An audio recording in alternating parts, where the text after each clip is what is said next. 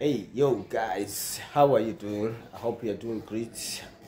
It's been a while. This is the new year. Let us start with a lot of energy in this year. So guys, today I got one of the gang members here in the building. So he want to share with us the story about the life he's been living in the street. So yeah. How's it, my man? Yeah, introduce yourself, where you coming from, where you were born, and so that people they can know where you coming from. How's it? I'm born in South Africa, Durban, KwaZulu-Natal. I stayed there for the first 18 years of my life. At the age of 13, I got introduced to my first drugs, which was buttons that I started smoking out of a glass pipe. From there I started meeting up with the wrong friends. Actually, that time it felt like the right friends.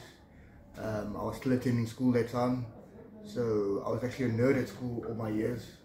And at the age of 13, I got invited to a fight after school, and before I knew it, I was the famous one at school. The fight started, the whole school came after school out, and all of us met up, and me and this one guy was standing, and we were going to start the fight. So the next minute he pulled his shirt over his head, and as he pulled his shirt over his head, I gave him 3 shots and immediately hit the ground. The guy was about 4 times my size that time.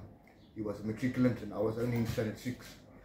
And from there I started making a name for myself at school. And I started meeting up with the right guys. Eventually I started with a knife. Went to prison after my first stabbing that I made. Went to prison for, I got 5 years and 9 months because of one of my cousins actually swearing my mother's puss. So what happened is, all of us were having a braai, and I don't know if you guys know these three-leg Weber braais that you get. One of those braais was standing there, so I kicked over the braai. As I kicked over, I took the leg and I hit him over here on the front of his head, and this whole part of his face over here came over his face like this. The skin that hung over like that. So he was. So yeah, I kicked over the braai, I took the leg off, and I hit the guy. He was in coma for 6 months. I went to prison for attempted murder. I got 5 years suspended, which I did 1 year of 9 months on the inside. And where was that time? Was in Westfield Prison, Durban. Oh, in Durban. Yes. After that, they gave, after my 1 year 9 months, I got house arrest for 5 years for my suspended sentence. Within that 5 years, immediately I evaded Port Durban to go to Cape Town. Still being under house arrest, so I thought, fuck the law, I am the law. And immediately going down to Cape Town, I met up with the gangsters outside called the Agassiz, and I was the 3rd member out of the Agassiz. In Cape Town? Yes, they gave me a Desert Eagle, genuine silver Desert Eagle with a golden handle on it, and they gave me a car. At the age of 13 years old, gave me a car and a whack of cash like this, about 30 grand. Said to me, welcome to our gang. Took a knife, cut me over here, cut himself over here. Took our hands together and they said, from here, it's blood in and blood out. It's the only way. Only way you live in this gang is bagged or tagged, John Doe. It's the only way. I agreed to all of that. I knew what was waiting for me, and I started my first jobs. Now, I knew about the rival gang people fighting, the Americans, and yes, Cape Town started getting red. Even the army couldn't touch us. We were like, even the army couldn't touch you. We were on the news and everything, with the army guys trying to get into Lavender Hill, Woodstock, Mitchell's Plain, Malmesbury, all those places down in Cape Town, Cape Flats. They tried to get in, but they couldn't. There were too many. We were 1,800 members in the gang, with 4 different chapters: Cape Town, Port Elizabeth, Durban, and Joburg. So I still remember a 9-year-old Lighty standing in the streets with AK-47s and Uzis, and like myself, I said I used the Desert Eagle that I shot with, and I did my first 2 guys that I shot with my Desert Eagle in Cape Town. Okay, the first one actually was a lady. She was pregnant with the gang leader's child, and he didn't want the child. Who didn't want the child? The lady? He didn't want the lady. and he said to me, listen, here's a knife for you. This lady's getting off the train at 11 o'clock tonight in Cape Town. You've got 10 minutes to do this, and then we've got to be out of here. And they started with sniper guns standing on me, with lasers pointing on me like this. And they said to me, if you don't do this, we're going to take you out. The lady got off the train, went into the bathrooms. I took a knife this side. I stabbed her one shot in here. And immediately, I'll never forget that sound that came out of her. That scream that she gave, it was like, yo, it was brutal, bro. It was brutal. And immediately, she collapsed. And I ripped the knife out and I walked. And I saw all the lasers and stuff going off me. So I knew they weren't going to shoot me. The job was done. Took the knife, I wrapped it in a shirt. And I had to flee Cape Town for a couple of weeks and so. I went down back to Durban. I was there for about a month or two. Eventually, they bought me a private ticket on to go back down to Cape Town with British Airways. So when I got that side, 150,000 rand was waiting for me in cash already, and brand new car, new guns and stuff. And then I started meeting up the new gang members, Bobby and all those kind of guys that were quite big in the gang. And yo, then things started getting hectic. We started dropping places at night, armed robberies one after each other. We hit like 11 places at once. I myself did a KFC by myself, which I did 360,000 rand, which I got out of them. And you mean you got a rob in KFC? Yes. Alone? With their own bike, without being armed. I came away with 360,000. Then I went for Nando's. I came away with 180,000. And then I started feeling like I was invincible, I could do anything. And yeah, so after that, then I started hanging with the big boys. I remember sleeping on a bed with like 10 different girls around us, sleeping literally on top of the money and stuff. Drugs everywhere where you looked. That time I wasn't injecting it, I was smoking rocks, and I was snuffing cocaine, not even by the grams, I'm talking about by the kilos. If I think about it now, how many kilos went up my nostrils and stuff, I wouldn't believe it. I don't know where all that shit went to. It's unbelievable. The amount of rocks I used to smoke, about 40, 50, 60,000 rand in a month, just on rocks. And yeah, from there, the guys, they built a bakkie with a Gatling gun at the back. I don't know if you know those guns that goes like this. They built a bakkie like that, and we went into the Americans' territory. And the guys were standing, each one on the corner of the bakkie with another car behind us and stuff. And I remember sitting in the seat with a thing like this. As we started driving through the territory, I just knocked, and then thing just went. And then after that, Cape Town got literally like shut down, dude. It was army, police, it was fucking, yo, it was chaos. It was chaos. Every authority that you could get got involved in it. So yeah, the army and stuff, it was on the news. I still remember myself being on the news. I was actually shocked when I saw myself the first time on the news, standing with the AK-47 like this, waiting for the army guys to come close, and fucking just started blasting on them, bro. We had bulletproofs, we had we had everything that you could ever imagine, bombs and stuff, TNTs. And no guys, not chicken tie, I'm talking about TNT, the explosives. And yeah, so I started getting bigger and bigger in the number. Then I went to prison again for murder. I got another 6 years, which I did 2.5 years off. And then I started picking up with the number. The 12 in prison called me, actually the class in the trial, they said to me, come, took me to the 12 class, what's Kwalakanjan? I said to him, me, I'm a France. He said to me, no, you're not a France anymore, come here. I'm going to teach you a long putt, I'm going to teach you all of these things. So what's the meaning of friends? France. France is when you don't have any number, you are a clean person, you are just another guy. You don't have any number on you yet. Okay, you call them France. You call them a France. Okay. So me, I went in as a France. I had no number. And then they pulled me up as a Malaita. Now Malaita is basically your entry level in the number. And then from the Malaita, I went up to Msizwa. That's when the number actually started. Okay, you started to be Msizwa. Yes. Okay, yeah. Msizwa, how did it start to be Msizwa? How do you start? Okay, first of all, they're gonna teach you about So yeah, they give you different jobs and stuff to do. So when you spend more time to do the jobs and stuff for them, they gonna build you from that. So the more jobs and stuff that you do for them, the quicker you're gonna build your number. Okay. And that's how you get your different ranks and what. So I'm not gonna go deep into that. Because as everybody knows, it's a bad language that they made for the cops and stuff not to be able to understand us in prison and to get discipline and order in the prisons. That is why Qgeberha and the number and stuff was created in prison, for discipline and order along the gang members and stuff, and for Mapusa not to understand us.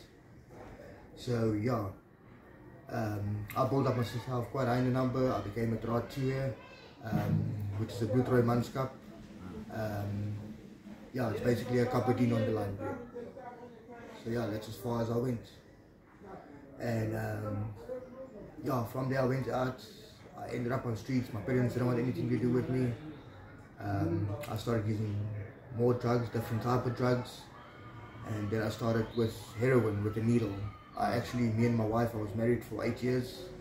I got 6 children. I've got 5 girls, 1 boy. 5 girls? 5 girls and 1 boy. With the same mother? With the same mother. I'm married to a colored lady here from Shorter. Okay. And yeah, me and her, we separated while I went to prison again for shoplifting and all of those kind of things. And yeah, after going to prison the last time, I heard that she was spinning with another guy. So I came out and went and I found out everything. And because of my number and stuff that I had in prison, I already heard that she was having another man on the outside. So yeah, immediately I said to myself, I'm tired of this lifestyle, I'm tired of this life. I mean, this is not a life that anybody wants to live. Drugs, prostitution, murders, prison, numbers, gangsterism. The only thing that I can say to motivate the kids and stuff is try and keep yourself out of prison, try and keep yourself out of trouble. While you're still in your parents' house, while you're still schooling and stuff, I always thought, fuck school. School has got, what are they going to teach me at school that I already don't know? But you know what, today here where I'm sitting, if I could turn back time and rectify the harm that I've caused my parents, and rectify the harm that I've caused my family and my friends and stuff, if I'd be able to turn back the petrol of the time, I would do it in a blink of an eye. Finish my school, listen to my parents, obey their rules, and yeah, try and start my life as normal as possible.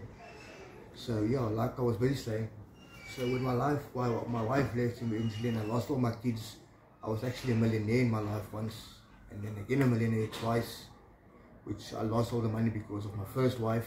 She took out everything in a blink of an eye. How did you become a millionaire? I started my own business as doing upholstery, just with a normal hand staple gun, an old sewing machine, and a flat and star universal screwdriver. You know what is upholstery? Huh? You know what is upholstery? Upholstery is recovering lounge suites, couches, okay. car seats, roof linings, door panels, and I had quite big contracts as well, like with, yeah, I'm not going to mention the business names, but with quite big businesses around in the Port Elizabeth area.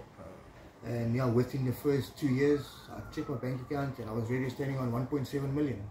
You? And after having all that money, I started helping everybody, started paying people's rents, filling up their food cupboards, and the more money that I gave out, the more money that came in. So that was my blessings. I actually had so much money at the time that I literally took a 200 rand note and wiped my ass with it just to feel what it feels like. And Twin Saver, it's much softer than that beer. So yeah, and I went to a party the weekend with my girlfriend or my wife at the time and my 2 kids. I went to my sister-in-law's place. My 2 cousins were there. So 12 o'clock that night I already had my 2nd bottle of vodka. And they asked me to walk with them down the road because they want to go and call these 2 girls. So while getting down there to these 2 girls' house, these 2 guys came out to me tonight. They came out of the place and I never knew it, but they were 2 EFC underground fighters. Professional underground fighters. And after calling these girls, the 2 guys came out and the first one said to me, yeah, you are the fucker making noise out of my house every night. And I said to him, listen, whoa. I don't want any trouble. And what? And I was trapped at that time. I just bought myself one of those James Bond Colts for 17,000. Brand new. I've only shot it like twice. So yeah, as I came there, the first guy, he came out with a boxing shorts, like a real boxing shorts. Without a shirt, a thick chain around his neck. And he said, "Yeah, you are the fucking blah." And he hit me the first shot. And as he hit me the first shot, the brother also came out. Also quite a big guy, same story, boxing shorts, boxing gloves, and he hit me. And as the second one hit me, I thought, "Fuck you guys." And I said 1, 2, 3 back, and I said 1, 2, 1. And I shot the guy 2 shots, and I shot the other one 1 shot. And immediately I kicked down. And yeah, after shooting those 2, my wife that I had at that time was an officer of the law. She was a police lady, quite highly ranked in the police as well. Yeah. Your wife was a police? Yes. And when she heard this happen, immediately my whole world started crumbling down. I lost everything. I lost my wife, I lost my kids. Because of a position that she had to keep her name and to keep her job and stuff. So she couldn't be with somebody like me at that time. So yeah, I lost my car of 247,000. I lost 1.7 million in cash. I lost my 5-bedroom house. I lost all other 11 cars that I had, fucking like 7 bikes that I had. Everything estimated to the probably the amount of about 3 million rand that I lost in a blink of an eye. Sure. Just out of reacting, out of, how can I say, self-defense. Because at that time, after doing all my shit, I got my competency and my license and everything for my firearm. And yeah, so I wasn't unlicensed anymore or anything like that. So everything was done legally through the system. And yeah, that night, my whole world crumbled. So I eventually went back to them, got to them, got locked up, got set free again because it was self-defense. I won the case, but that still didn't change anything. I started working at a local pizza company here in Newton Park. Which year was? This was in 2017. 2017. Yeah. It's not even far. No. 4 years ago, I was still driving one of the latest BMs, one of the E92s out of the box that I bought. I had 2 Nissan Sabre GXIs, I had City.com Golf, I had Hyundai Elantra, I had Toyota Auris, I had, 2 BMW 323i Dolphin shapes we used to drive around in Shorter with every year. So yeah, I started working at a local pizza delivery company after only getting 25,000 out of that 1.7 million. I bought myself a 323i BM, started working at the company there. I was doing quite good, working myself up, did my managementship, because I'm a qualified petrol and diesel mechanic today. I got my N4 in mechanical, and N2 in refrigeration, air conditioning, level 3 in medical, level 2 in firefighting, Code 10 driver's license. And yeah, then I've also got my managing skills behind me, all the retail skills and stuff that you need. I did training for all of that. So yeah, I started the job and immediately I fell in love with my boss. The boss was a colored lady that worked at this local pizza company. Okay. So yeah, I fell in love with her. It was love at first sight. We had the other 4 kids and stuff, and yeah, from there things just went well. I was earning about 12,500 a month. I started my business from scratch again in a November month. December, I was sitting with 1 million rand in my bank account again in 1 month's time. You are selling 1 million? I was sitting on 1 million in 1 month's time. Hey! That December month, I had all the jobs, I had all the money from the customers and stuff, and I thought, fuck everybody. I started smoking tick, and when smoking the tick, I smoked out a whole 1 million rand in a December month. Hey! Cars, drugs, casinos, what. And in a blink of an eye, I ended up in prison again. You dropped the business? Yeah.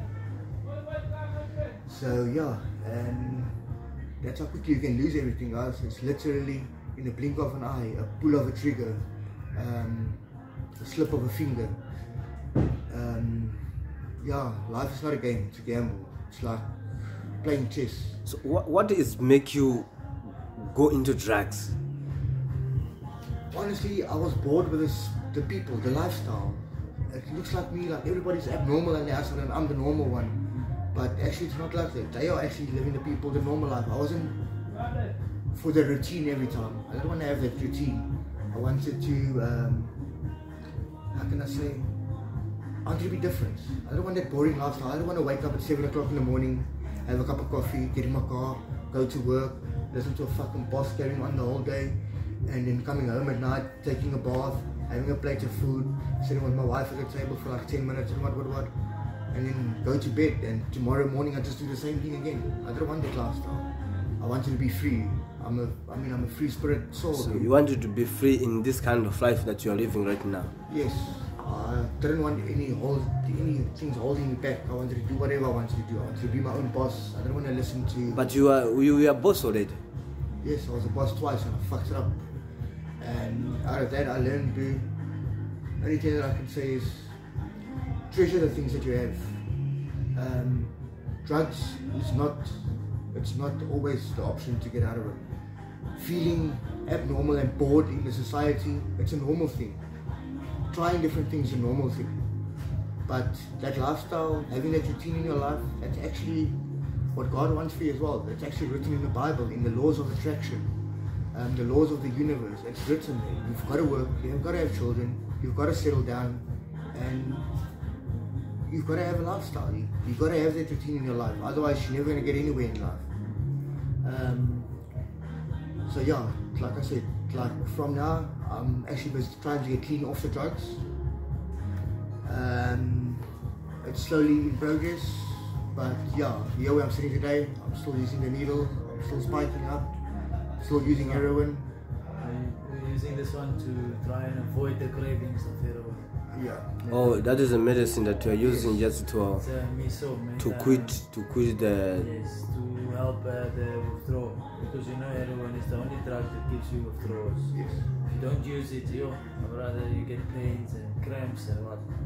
But this stuff, it works. You use it once a day in the morning. Take 5 mils, and then it takes the cravings away, bro. But then the physical. This helps with the physical, but the mental part you're supposed to fight in. Yeah, it's all ritual of making it on, putting it up, spiking it. It's all in the mind actually. It's a mind fucking game, as I can say. That's what it is. Okay, let me take you back to Cape Town. In Cape Town, you say you are in that group of American gangsters. Yes. That group is very popular here in South Africa, and so how did you avoid to come out from that group? You see, what I had to do is that number that I did by taking out that lady for them. That actually got me set free. That's why they let me go. That was cut the ropes for me with them. But they said to me, there will be a time in my life, they don't know when, it can be in 5 years, 10 years, 20 years, where I will be called up again. And at that time, I will be able to stand for it and do whatever they ask me to do at that time. If I don't do it, so for the rest of my life, I would be walking like this, looking over my shoulder, never knowing when it's going to happen, never knowing when they're going to pop up. Like I was in Jeffreys Bay about 5 years ago. In Jeffreys Bay? Yeah, and at 11 o'clock at night, 3 black cars just pulled up, tinted windows and everything. And the other guy just got out. I don't know how the fuck they got hold of me. I don't know where they heard that I was in Jeffreys Bay. All the way down from Cape Town, they came just to give me a 30,000 rand in my hand cash like this. They said to me, there, get yourself out of the shit. And they got in the cars and they left. And I haven't seen them again. And he told no one where he's going, where he's what. So those guys are very connected everywhere. So yeah, like I said, so anytime that number can be called up again. So yeah. Okay, right now you are in this situation. So what do you think about? Because you've been here, you've been a millionaire. Yes. And how old are you right now? I'm 35 at the moment. 35? Yes. Oh, you are still young, bro. Yeah, bro. I made my first million at the age of 22. You were 22 and you were a millionaire. Yes. Hey, that is unbelievable, bro. And then after 22, until 27, I had my money and stuff. 27, I lost everything again. And at the age of 27, I made my first million again. I didn't believe it. I went to check Facebook. I saw it for myself. Hey, man, I'm not even believe. You know, also I'm 35, and if I can tell you, I never even hold 100,000 in my hand since I was born. That's a good feeling. and you at that age of 22, you already have $1 million. Hey, man, you. And the age you still, you are still young, man. I believe that you can still make it and bigger than the way you were before, because you are a blessed man. Yes. You are a blessed man from God. Because if you are 22, you already have $1 million. You have put $1 million in your hand, bro. Hey, you have purpose. I'm telling you. So okay, so Terry, so how do you think about it, changing your life and come back to where you were before? Okay, what I did now at the moment is I went and I had my new ID made, bank cards and stuff made. I want to draw my papers back from Intech College where I went for all my courses and stuff for the mechanical, because like my father always said to me, if you do something you enjoy in your life, you'll never work a day in your life. And mechanical, working with engines, making my hands dirty, the oil, the smell of the petrol, those kind of things, that's what motivates me, it drives me. That's something that makes me get up in the morning, that makes me want to go and do it. Yeah, it's something that drives me. So yeah, that's my next step, hopefully going into the mechanical industry again and maybe starting my own mechanical company this time, not doing upholstery but mechanical, because it's something I'm good at, it's something I enjoy, and it's something I don't see as a job. It's something. With your qualifications, you can open your own business because you have the experience. I've got my N4 in mechanical, I've got another 2 grades to go, I've got my doctor's grade. So yeah. Hey, you got so many professionals in your head, bro. You are really rich. Even the way that you are talking, I can see you are really rich, bro. I always tell him, man, You are really rich, even man. Start to work for just a year just to get the capital. That much. Yes. Because you got experience of doing business. Yeah. You got a professional for engineers and all those things. So man, I think you need to build up, man. You need to build up, bro. I have to really. Yeah. Or Man, get that boost. That one person that says, you know what, I'll invest in you. And Yeah. You just need to work the willpower. Okay, hey, so guys, I hope you're gonna enjoy the story of you say what's your name? Rocco. Rocco. Yeah. I hope you go to enjoy the story of Rocco.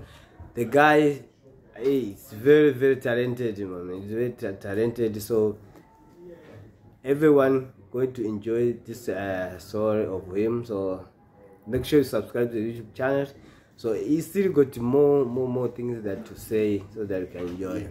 Another thing as well, I'm also a musician. I write my own music, I sing. I had a lot of gigs before. I performed on stage by the Boardwalk Amphitheatre in front of 30,000 people. Hey. I won every single competition in Port Elizabeth that it was ever held by musicians and stuff. Serious? Gigs at bars, yes. You can sing. Hey. Okay. You must make arrangements. You can do you know, sometimes, you know, in the street you can see someone is walking and then you just this is just maybe it's just a homeless. Yeah. But I don't know what he have in his mind. That's saying don't judge the book by its cover. Yeah, that's true, bro. That is true. So you stay. Are you an artist right now?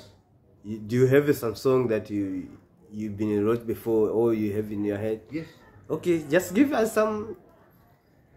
The way you're bathing light reminds me of that night. God leaves me down into your woes. Got enough trust and I was swept away with nothing left to say. Some helpless fool, yeah, I was lost in a soon of peace. It won't leave me to find. So when the time is right, come to me sweetly. Come to me, come to me. Yeah. Hey, you got nice voice, bro. You got nice voice. Yeah, I feel it. So this one, let's just give them this a short one. But next time we're gonna do about music. Okay. Yeah, we're gonna do about music. So okay, now what we have to tell you, because you have been into different things in your life. So there is a young that they are growing up right now in the street.